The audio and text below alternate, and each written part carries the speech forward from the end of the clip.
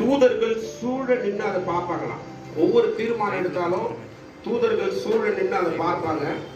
அதன் ஆண்டவர் ஞாபக புஸ்தகத்தில் எழுதுவாராம். சபையில தீர்மானம் எடுத்திருக்கிறான், இது நிறைவேற்றிருக்கிறான், நிறைவேற்றலன்னு சொல்லி தீர்மானம் எடுத்ததை ஞாபக புஸ்தகத்தில் ஆண்டவர் எழுதுவார்.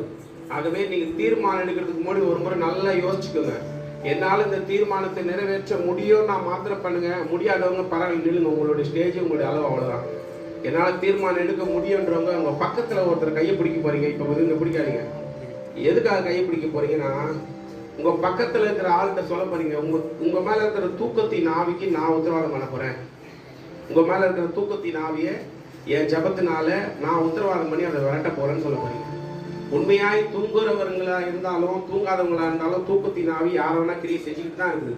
அநேகர் மயக்கத்துல கொஞ்சம் மயக்கத்தில் இருக்கிறத உங்க மனசாட்சிக்கு தெரியும். சொல்லலாம், ஒரு சிலர் நான் தூக்கமே வரலன்னு சொல்லலாம், தூங்காம இருக்கிறீங்க தான் அநேகர். ஆனா அநேகர் தூங்கும். அதாவது நம்ம அடுத்து போயிட்டு பாட போறோம், அடுத்து நம்ம ஃப்ரெண்ட்ல நிக்க போறோம், தூங்குமா? பொறுப்பு இல்லாததுனாலதான். யாரானா அப்படியே கத்திட்டு போட்டோம், நம்ம வந்த வரைக்கும் உட்கார்ந்து இருக்கலான்ற ஒரு பொறுப்பு இல்லாததான் தூக்கம் வருது. அந்த தூக்கத்தின் ஆவியை இப்ப விரட்ட போகிறோம். உங்க கரங்களை பக்கத்துல இருக்க கையை பிடிக்க முன்னாடி பாத்துக்கோங்க. இந்த வாரம் முழுவதும் நீங்க உபவாசம் இருப்பீங்களோ, ஜபிப்பீங்களோ, கத்துவீங்களோ, கதறீங்களோ தெரியாது. அவங்க அடுத்த வாரம் தூங்கக்கூடாது. இந்த தூக்கத்தின் ஆவி இன்றோடு வெளியே வரணும். இன்னைக்கு தேவன் நமக்கு அற்புதம் செய்கிற நாள். இந்த நாள்ல யாரெல்லாம் தூக்குறாங்களோ அந்த தூக்கத்தின் ஆவி உங்களுடைய ஜபத்தினால வெளியே ஓடிடும். இதை பார்த்து நான் ஜப வீரங்களே, என் ஜபத்தை ஆண்டவர் கேட்பாருன்னு இருந்ததுன்னு வச்சுங்க.